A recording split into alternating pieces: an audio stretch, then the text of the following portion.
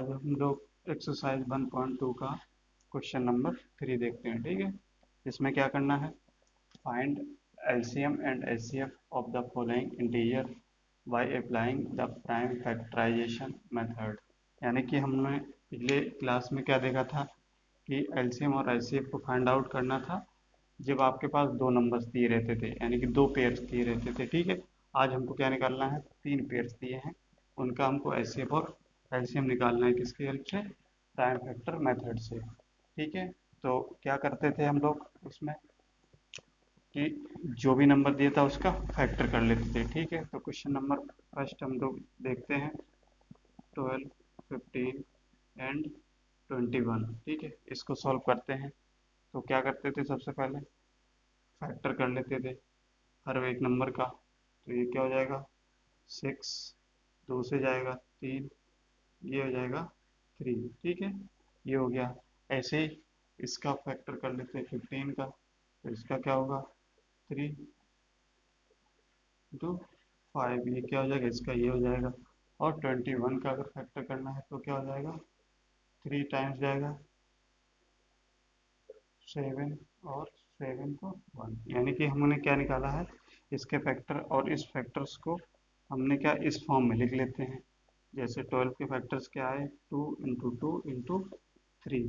ठीक है, ऐसे ही आपको किसका निकालना है, 15 के रखने हैं, तो 15 को कैसे रखेंगे, 3 इंटू 5। ऐसे ही 21 के फैक्टर्स क्या आए हैं, तो 3 इंटू 7। ठीक है, तो हमने क्या बताया था, जब ऐसे फाइंड आउट करना था तो सबसे पहले हम लोग क्या करते थे कि अब तीन नंबर्स दिए हैं, तो तीन नंबर्स में आपका जो कॉमन नंबर होगा वही इसका एचसीएफ होगा। ठीक है, तो हम देखते हैं कि इसमें कौन सा नंबर आपका कॉमन आ रहा है। तो हमने देखा कि 2 इसमें भी नहीं आ रहा, इसमें भी नहीं आ रहा, 2 इसमें भी नहीं आ रहा, इसमें भी नहीं आ रहा। अब हमने देखा थर्ड नंबर देखो, इसमें भी आ रहा है, इसमें भी आ रहा है, यानी कि थर्ड नंबर जो है आपका ये कॉमन है कि नहीं, ये क्या है, ये तीनों में कॉमन आ रहा है ये वाला नंबर, इस तरीके से। तो हम कह सकते हैं एच सी एफ इसका कितना हो जाएगा, 3 हो जाएगा, यानी कि एच सी एफ कितना होगा इसका, 3 एच सी एफ आ जाएगा आंसर। ठीक है, क्या किया था कि एच सी एफ निकालने के लिए तीनों नंबर्स में कॉमन देखेंगे, तो जो नंबर कॉमन होगा वही क्या कहलाएगा, एच सी एफ कहलाएगा। तो इसमें 3 कॉमन लिया, 3 आपका कॉमन दिख रहा है, तो वही आपका क्या हो जाएगा, एच सी एफ हो जाएगा। इसी प्रकार हमने क्या बताया था, जब आपको एलसीएम निकालना होता है, तो एलसीएम निकालने के लिए जो भी आपने नंबर फैक्टर्स किए हैं उसको क्या करते हैं, आप किस फॉर्म में लिख लो, पावर के फॉर्म में लिख लो, तो क्या है इसको सॉल्व करने में आसानी होती है। ठीक है, जैसे हमने क्या किया, 2 इंटू 2 है, तो इसको हम पावर में लिख सकते हैं 2 इंटू 3। ठीक है, इसको क्या, ये तो वही लिख सकते हैं, इसको 5, इसको क्या लिख सकते हैं, 3 इंटू 7। ठीक है, ये हो जाएगा।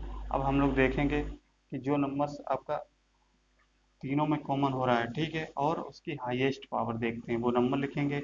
और जो बचे बचाए नंबर हैं शेष, उसको भी हम लिख लेते हैं। ठीक है, तो हमने देखा कि इसमें क्या है, 2 पावर 2, इसमें 2 पावर 2, इसमें 2 पावर 2, कुछ है ही नहीं। तो क्या किया, ये वाला नंबर 2 की पावर 2 जो बच गया उसको लिखेंगे। तो यहाँ पे देखो एलसीएम क्या हो जाएगा, एलसीएम हो जाएगा आपका 2 पावर 2। ठीक है, और 3 देखो, इसमें भी कॉमन आ रहा है, इसमें भी आ रहा है, इसमें भी आ रहा है। तो जब जो नंबर आपका कॉमन आता था उसकी हाईएस्ट पावर हम लेते हैं। तो इसमें कॉमन में हाईएस्ट पावर कौन सी होगी, तो हमने देखा इसमें पावर 1 है, इसमें पावर 1 है, इसमें पावर 1 है। तो जो भी पावर क्या है सेम है, तो हम क्या करेंगे, कोई एक नंबर ले लेंगे। तो हमने क्या लिया, 3 पावर 1 एक नंबर ले लिया। ठीक है, इसी प्रकार अब इसमें देखा और कोई कॉमन नहीं आ रहा है, तो जो नंबर बचा है उसी को हम लिख लेंगे, 5 इंटू 7, इस तरीके से लिख लेंगे। ठीक है, तो अब इसको सॉल्व करोगे तो ये कितना आ जाएगा, ये हो जाए 4 इंटू 3 इंटू 5 इंटू 7। इसको सॉल्व करेंगे। ठीक है, तो सॉल्व करने पे कितना आएगा, तो जब इसको सॉल्व करेंगे तो कितना आंसर आएगा, इसका आ रहेगा 420। तो इसका एलसीएम कितना हो जाएगा, एलसीएम हो जाएगा 420। ठीक है, तो इस तरीके से हमको निकालना है। ठीक है, सबसे पहले क्या करेंगे, फैक्टर करेंगे तीनों को फैक्टर को इस फॉर्म में लिख लेंगे। ठीक है, फिर क्या करेंगे, एचसीएफ निकालने के लिए तीनों में देखेंगे क्या कॉमन आ रहा है, वो नंबर्स लिखते हैं, वही क्या कहलाता है, आपका एचसीएफ कहलाता है। फिर क्या करेंगे, एचसीएम निकालने के लिए क्या करेंगे, जो भी फैक्टर्स किए हैं उसको हम पावर के फॉर्म लिख लेंगे। ठीक है, अगर पावर के फॉर्म में लिखते हैं, जो नंबर आपका रिपीट हो रहा है, ठीक है, यानी कि जो नंबर क्या होता है आपका तीनों नंबर्स में कॉमन आ रहा है उसकी हाईएस्ट पावर लेते हैं। ठीक है, और जो शेष बच जाता है उसको हम वही नंबर पूरा नोट कर लेते हैं। ठीक है, जैसे इस तरीके से इसको सॉल्व कर लेंगे। चलिए नेक्स्ट क्वेश्चन करते हैं इसी प्रकार।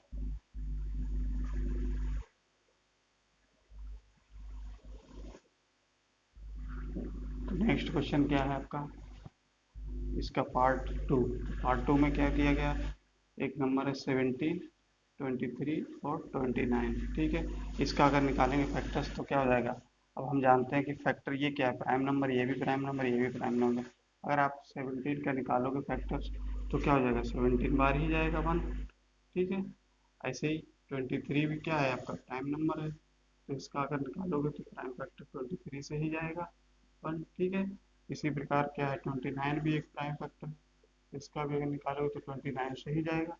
ठीक है, इस तरीके से हम लिख सकते हैं। तो 17 को हम कैसे इस तरीके से लिख सकते हैं, 17 को हम इस तरीके से लिख सकते हैं 17 × 1। ऐसे ही 23 को हम इस तरीके से लिख सकते हैं 23 × 1। और 29 × 1 इस तरीके से लिख सकते हैं, क्योंकि जो भी प्राइम फैक्टर होता है वो क्या 10 से डिवाइड हो जाता है और अपने खुद से डिवाइड हो सकता है। तो हमको निकल गया, तो हमने क्या किया, अब एचसीएफ निकालेंगे। तो एचसीएफ निकालने के लिए तीनों में क्या कॉमन आ रहा है वो देखेंगे। तो तीनों में कॉमन क्या आ गया आपका, तीनों में कॉमन 1 आया, तो 1 क्या हो जाएगा इसका एचसीएफ हो जाएगा। ठीक है, इस तरीके से।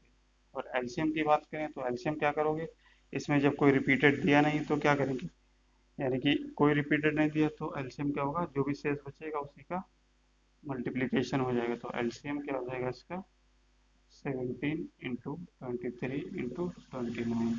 ठीक है, इसको अगर सॉल्व करेंगे तो आंसर कितना आएगा, इसको सॉल्व करने पे आंसर कितना आएगा, सॉल्व करिए, कितना आएगा 11339, 11339, ये आंसर इसका आएगा एलसीएम। ठीक है, तो एलसीएम कितना आ जाएगा 11339। इस तरीके से पार्ट थर्ड भी आप इसी तरीके से कर सकते हैं। ठीक है, तो पार्ट थर्ड आप जो है इसको करिएगा। तो थर्ड पार्ट क्या है, थर्ड पार्ट 8, 9, 25 का हमको फैक्टर निकालना है। ठीक है, तो क्या किया, फैक्टर निकाला, इसको सॉल्व किया, फिर क्या किया हमने 8 को हमने इस तरीके से लिख लिया फैक्टर के फॉर्म में। ठीक है, तीनों के रखेंगे। तो हमने एक चीज़ देखा कि इसमें किसी में कोई भी कॉमन टर्म नहीं आ रहा है। तो क्या कर सकते हैं, जब कोई कॉमन टर्म नहीं आता है तो उस केस में हम क्या इसको इस तरीके से भी तो लिख सकते हैं, E2 1 × 1 × 1, यानी कि मल्टीप्लीकेशन 1 से तो हो ही जाएगा, हर किस कोई नंबर आपका क्या होगा 1 से डिवाइड तो हो ही जाता है। तो आपका एचसीएफ की अगर बात करें तो एचसीएफ क्या हो जाएगा इसमें, 1 तो सब में कॉमन है तो इसमें क्या हो जाएगा एचसीएफ 1 हो जाएगा। इसी तरीके से अब एलसीएम निकालना है। तो एलसीएम हमने निकालने के लिए क्या बताया था कि जो नंबर दिया है उसको पावर के फॉर्म में लिख लेते हैं। जैसे एलसीएम दिया है निकालना है, तो इसको नंबर्स को कैसे लिख सकते हैं 2 पावर 3। ठीक है, इसको कैसे लिख सकते हैं 3 पावर 3 2 सॉरी 3 पावर 2, इसको कैसे लिख सकते हैं 5 पावर 2, ये लिख सकते हैं। ठीक है, तो देखा हमने कोई भी नंबर इसमें कॉमन नहीं आ रहा है। तो कोई कॉमन नहीं आ रहा है यानी कि हम सारे नंबर्स को लिखेंगे। तो ये क्या हो जाएगा 2 पावर 3 × 3 पावर 2 × 5 पावर 2। ठीक है, तो अगर इसको सॉल्व करोगे तो क्या करेंगे 8 ये हो जाएगा, ये क्या है 9 × 25। ठीक है, इसको अगर सॉल्व करेंगे तो कितना हो जाएगा 1800, क्या हो जाएगा 1800 एलसीएम इसका आएगा। ठीक है, तो इस तरीके से हम लोग क्वेश्चन नंबर थर्ड को कंप्लीट कर लेते हैं। चलिए अब नेक्स्ट क्वेश्चन करते हैं, फोर्थ क्वेश्चन। तो क्वेश्चन नंबर 4 में क्या कहा है, गिवन दैट एचसीएफ किसका निकालना है 306 एंड 657, यानी कि ये क्या दो नंबर्स दिए हैं। ठीक है, इसका एचसीएफ कितना दिया गया है 9। तो हमको क्या निकालना, फाइंड एलसीएम 306 एंड 65, यानी कि दो नंबर्स दिए हैं जिसका एचसीएफ हमको 9 दे दिया है और इसी नंबर्स का क्या निकालना है हमको एलसीएम निकालना है। ठीक है, तो इसको निकालने के लिए हमने एक फार्मूला आपको बताया था कि एलसीएम क्या होता है, LCM LCM into HCF equals to क्या होता है, प्रोडक्ट ऑफ टू नंबर्स, यही फॉर्मूला होता था। ठीक है, तो इस फॉर्मूला अब हमने देखा क्वेश्चन में क्या दिया गया, एचसीएफ की वैल्यू कितनी दी है 9, तो हमने क्या किया, एचसीएफ की वैल्यू यहाँ पे 9 रख दी है। ठीक है, फाइंड एलसीएम, अब एलसीएम हमको निकालना है, तो एलसीएम क्या है, निकालना है। और प्रोडक्ट ऑफ टू नंबर्स, तो टू नंबर्स कौन कौन से दिए गए हैं, ये और ये, तो क्या करेंगे, इनका हमको प्रोडक्ट कर देना है, यानी कि मल्टीप्लिकेशन कर देना है, 6 5 7। ठीक है, जब इसको सॉल्व करेंगे तो एलसीएम आपका कितना आएगा, 306 6 5 7 अपॉन 9। ठीक है, इसको सॉल्व करिए। ठीक है, तो इसको सॉल्व करने पे कितना आएगा, सॉल्व करने पे इसको सॉल्व करेंगे तो ये इसका आंसर कितना आएगा, 2238, ये इसका शायद आंसर, यही आंसर आएगा इसका। ठीक है, तो हमने देखा एलसीएम कितना आएगा, 22338। ठीक है, ये हो गया फोर्थ क्वेश्चन। चलिए क्वेश्चन नंबर 5 हम लोग देखते हैं। ठीक है, तो 5 में क्या पूछा गया है, check whether 6 power n can end with the digit 0 for any natural number. ठीक है, यानी कि हमको क्वेश्चन पहले समझना है कि क्वेश्चन में क्या पूछा गया है, यानी कि हमको चेक करना है क्या 6 पावर n जो है वो एंड होगा 0 से या नहीं, जहाँ पे क्या है n वो एक नेचुरल नंबर है। ठीक है, फिर n क्या है, एनी नेचुरल नंबर। ठीक है, तो इसको क्वेश्चन को समझने के लिए पहले हम क्या करते हैं, एक कॉन्सेप्ट समझ लेते हैं। जैसे सपोज करो कोई आपका क्या है 10 है। ठीक है, इस पे अगर पावर हम क्या कर लेते हैं, n लिख लेते हैं, यानी कि n क्या है, नेचुरल नंबर लिख लेते हैं। ठीक है, अगर इस नेचुरल नंबर में हम कोई वैल्यू पुट करते हैं, जैसे नेचुरल नंबर क्या है 1 2 3, कोई भी वैल्यू अगर पुट करते हैं तो हम लोग क्या देखते हैं, 10 to the power, सपोज करो 1 अगर रखते हैं तो इसकी वैल्यू कितनी आएगी, 10 आएगी। ठीक है, ऐसे ही कोई नेचुरल नंबर 10 की पावर 2 रखते हैं तो इसकी वैल्यू कितनी आएगी, 100 आएगी।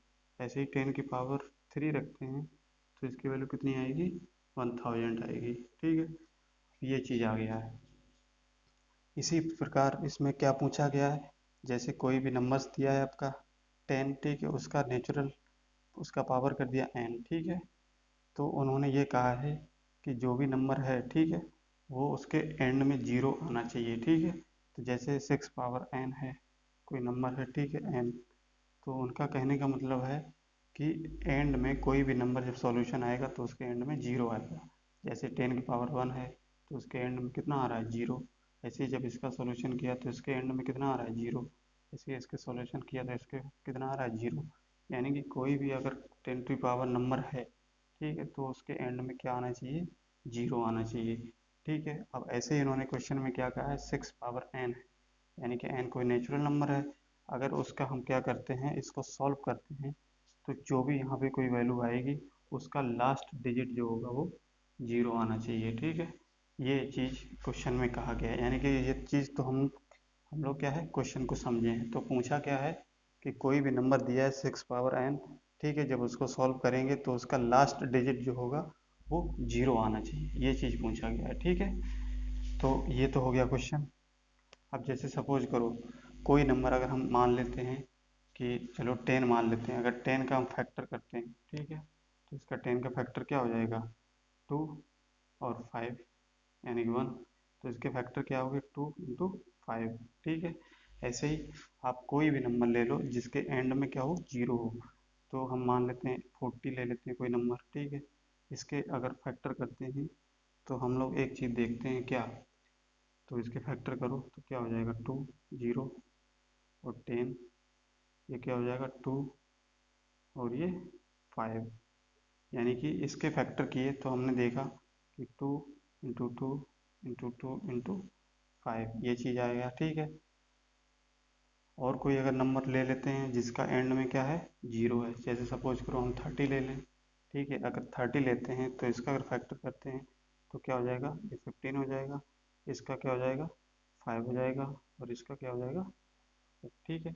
यानी कि अब इसके फैक्टर लिखेंगे तो 2 3 5, ठीक है। तो इन तीनों फैक्टर्स में आपको क्या चीज़ कॉमन दिख रही है, यानी एक चीज़ आपको इसमें कॉमन दिख रही होगी, क्या चीज़ दिख रही है कि इनके फैक्टर्स में 2 × 5, यानी कि 2 और 5 तो आना ही आना है। 2 × 5, देखो इसमें भी 2 आया और 5 आया, ठीक है, 2 2 5, ऐसे ही इसमें भी 2 आया, इसमें भी 5 आया।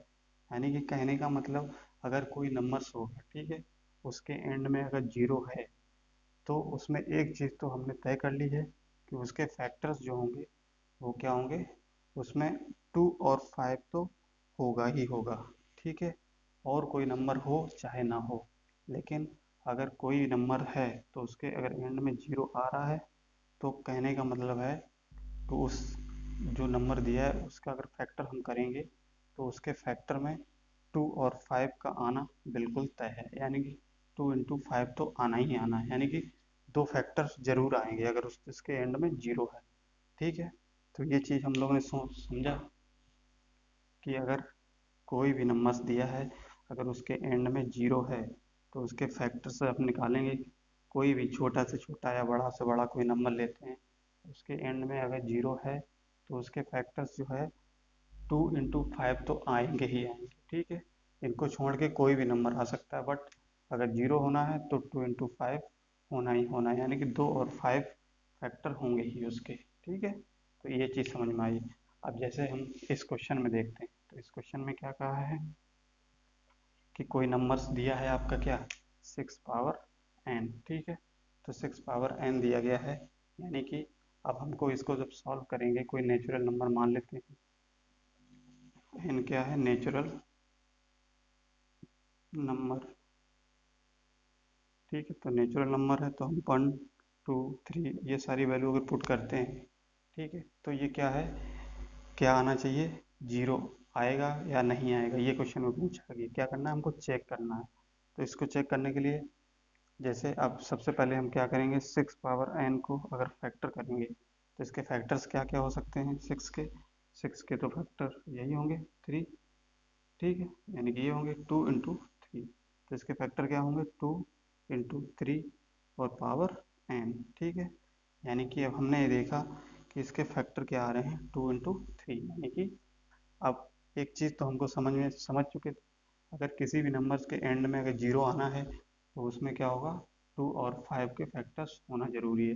लेकिन हमने देखा कि इसमें क्या है 2 आ रहा है बट इसमें 5 प्रेजेंट नहीं है, यानी कि तो हम कह सकते हैं कि ये जो नंबर दिया है इसके एंड में जीरो नहीं आएगा, ठीक है। तो क्या है, इसके एंड में जीरो नहीं आएगा।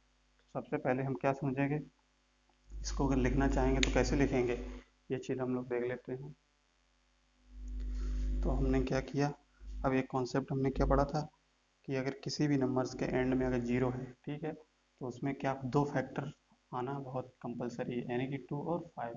तो हम कह सकते हैं एक नोट के फॉर्म में हम लिख सकते हैं कि any number and with digit zero, कोई भी नंबर है वो जिसका डिजिट लास्ट डिजिट जो है वो जीरो हो सकता है, कब, when factor must have 2 and 5, तो उसके फैक्टर्स क्या होंगे 2 और 5 होने चाहिए। लेकिन अब इसमें क्या है, तो हम इसमें देखते हैं कि इसके फैक्टर क्या है 2 × 3, यानी कि इसमें 5 नहीं प्रेजेंट है, तो हम कह सकते हैं कि दिस नंबर, यानी कि this number is not and with the digit zero, ठीक है। तो ये नंबर क्या है, एंड नहीं होगा किससे, जीरो से। क्यों, because because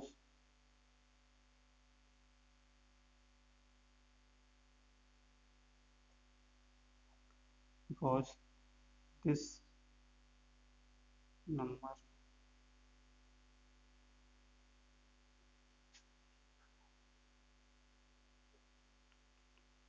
this number factor not at 5, सो हम कह सकते हैं ये number it is not not possible, possible with and zero, with and zero, ठीक है, विद एंड डिजिट जीरो, इस तरीके से लिख सकते हैं। ठीक है, यही इसका सॉल्यूशन हो गया। चलिए नेक्स्ट क्वेश्चन करते हैं। क्वेश्चन नंबर 6 में क्या कहा है, explain why 7 into 11 into 13 plus 13 and 7 into 6 into 5 into 4 into 3 into 2 into 1 plus 5 are composite number. तो उन्होंने कहा है कि दो टर्म आपके दिए गए हैं ये और ये, ठीक है, ये क्या है, कंपोजिट नंबर हैं, यानी कि कंपोजिट नंबर हैं, तो इसको क्या करना है, हमको एक्सप्लेन करना है। ठीक है, तो ये क्वेश्चन में कहा गया है। अब क्या करेंगे, तो सबसे पहले इस क्वेश्चन को समझने के लिए कुछ हम लोग इसमें कॉन्सेप्ट समझ लेते हैं। एक क्या है, जैसे हम जानते हैं 9th क्लास में हम लोग पढ़ चुके हैं क्या, कि प्राइम नंबर्स क्या होता है, प्राइम नंबर्स क्या होता है, यानी कि सबसे स्मॉलेस्ट प्राइम नंबर क्या है, 2 3 5 डेड, ये सारे प्राइम नंबर्स हैं। और कंपोजिट नंबर्स क्या होते हैं, ये सारा हम लोग पढ़ चुके हैं 9th क्लास में, जैसे 4 हो गया, 6 हो गया, ठीक है, 9 हो गया, ये सारे क्या होते हैं, कंपोजिट नंबर। ठीक है, अब अगर हम ये एक चीज़ देखते हैं कि अगर प्राइम नंबर्स क्या है, अगर इसका फैक्टर हम लोग करते हैं प्राइम नंबर्स का, ठीक है, तो प्राइम नंबर्स का सपोज करो 2 का अगर फैक्टर करेंगे, तो 2 का फैक्टर्स करने पे क्या होगा, इसका फैक्टर्स 2 इंटू 1 होगा, यानी कि प्राइम नंबर्स क्या होते हैं, जो अपने आप से डिवाइड हो जाएं और 1 से डिवाइड हो जाएं, है ना, इसी का मतलब होता है। इसी प्रकार अगर 3 के हम लोग करते हैं तो ये क्या हो, 3 इंटू 1, ऐसे अगर 5 का करते हैं प्राइम नंबर में, तो इसका हो जाएगा 5 इंटू 1। ठीक है, तो ये क्या हो गया, इसको हम इस तरीके से लिख सकते हैं। ऐसे ही अगर क्या करें, अगर कंपोजिट नंबर को अगर हम फैक्टर करते हैं, तो कंपोजिट नंबर जैसे 4 है, तो इसका क्या क्या करेंगे, फैक्टर 2 इंटू 2, और इसको क्या इस तरीके से भी लिख सकते हैं 1। ठीक है, ऐसे ही क्या करें, 6 कंपोजिट नंबर है, इसको अगर करेंगे तो इसका क्या होगा, फैक्टर 2 इंटू 3 इंटू 1। ठीक है, ऐसे 9 का अगर करना है तो क्या करेंगे, 3 इंटू 3 इंटू 1। ठीक है, तो हमने इसमें क्या देखा कि जो प्राइम नंबर्स होता है उसमें क्या कॉमन आ रहा है, तो प्राइम नंबर्स में हमने देखा कि आपका जो नंबर्स होता है वो कॉमन क्या आता है, ओनली 1 कॉमन आता है। ठीक है, और कंपोजिट नंबर में आपका 1 के अलावा कुछ और भी कंपोजिट नंबर में कॉमन आ सकता है। तो इस तरीके से हम कह सकते हैं कि प्राइम नंबर्स का जो एचसीएफ होता है वो क्या होगा, 1 ऑलवेज होगा, यही होता है, क्योंकि इसमें क्या है, आपका प्राइम नंबर में केवल 1 ही आपका आ सकता है, लेकिन जो कंपोजिट नंबर होता है, ठीक है, तो उस कंपोजिट नंबर में क्या है, आपका कोई भी नंबर इसमें कॉमन आ सकता है। जैसे ये दो नंबर हैं कंपोजिट नंबर, तो इसमें कॉमन क्या है, 3 भी आ सकता है, ठीक है, ऐसे इसमें 1 भी आ सकता है।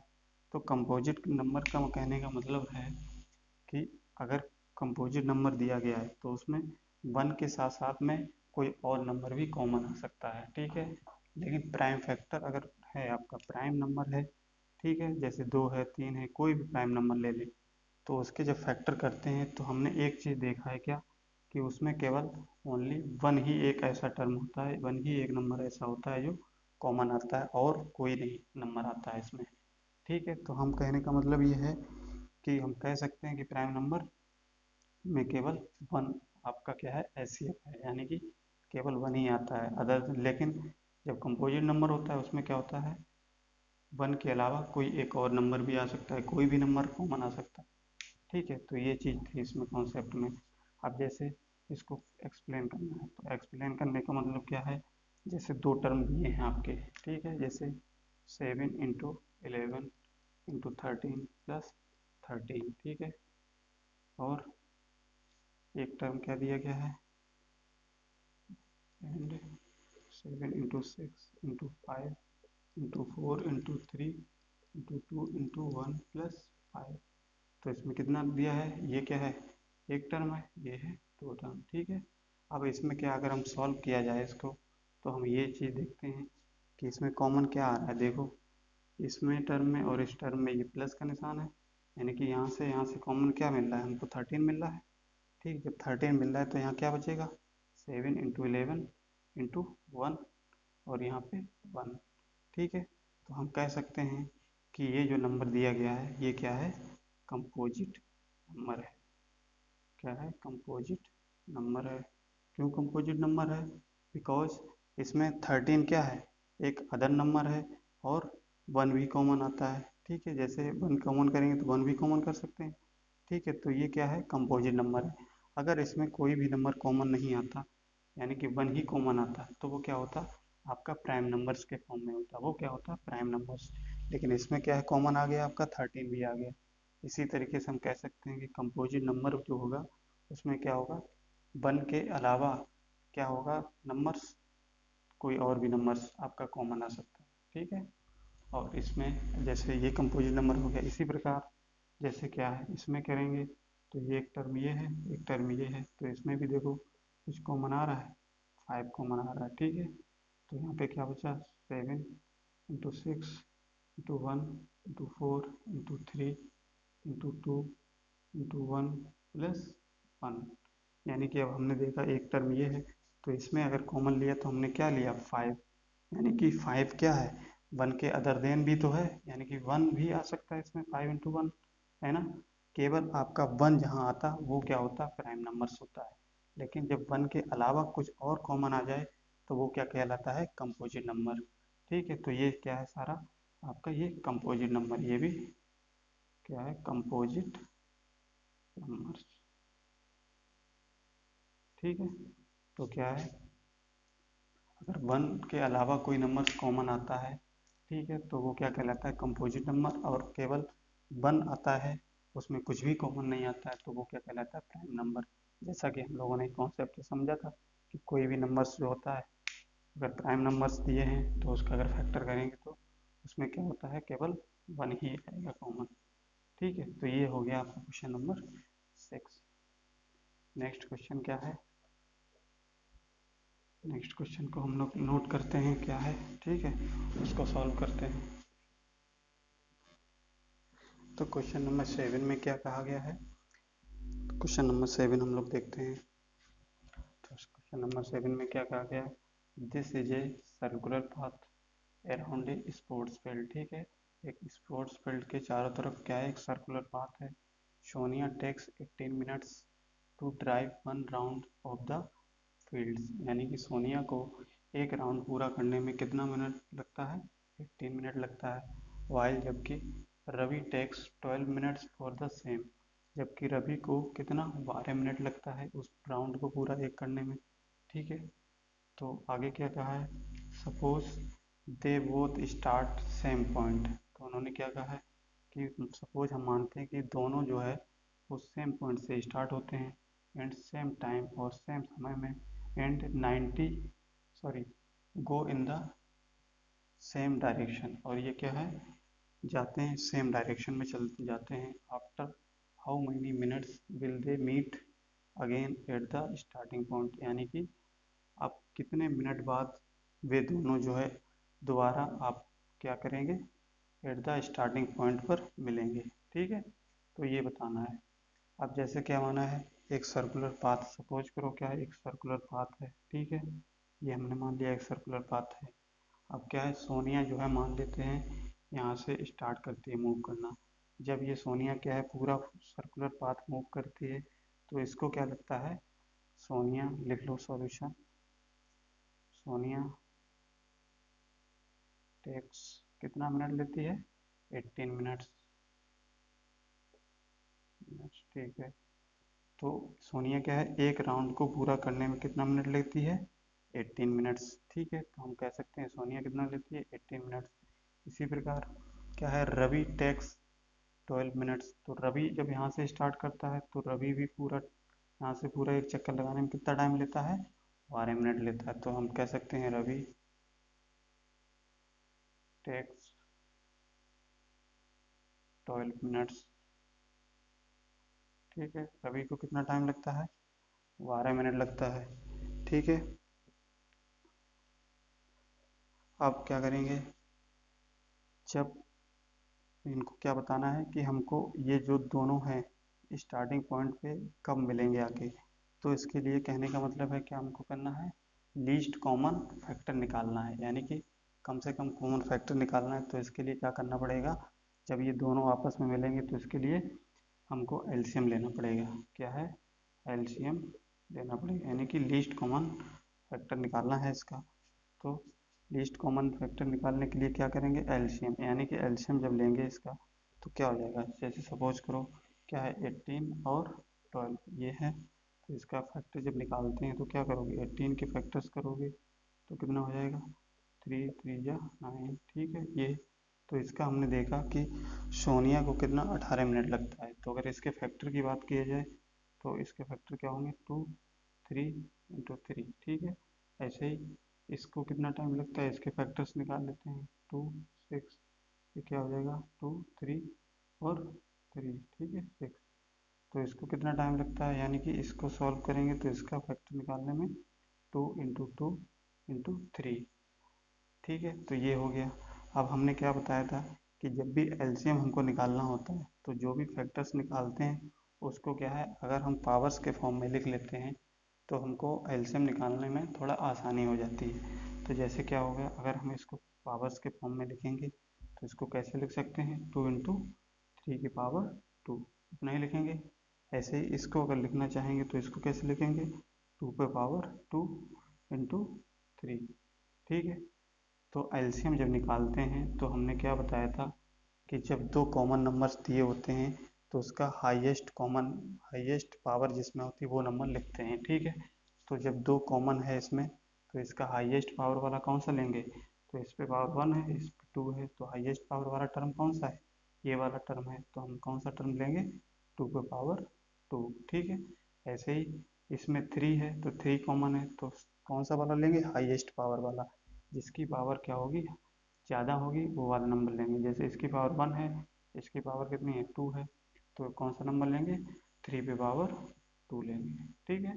तो इस तरीके से इसका एलसीएम जब हम निकालेंगे तो क्या निकलेगा, एलसीएम 2 पावर 4, यानी कि 4 हो जाएगा, ये कितना हो जाएगा, ये हो जाएगा 9, और ये इसका टोटल जब सॉल्यूशन करोगे तो कितना होगा, 36 मिनट्स।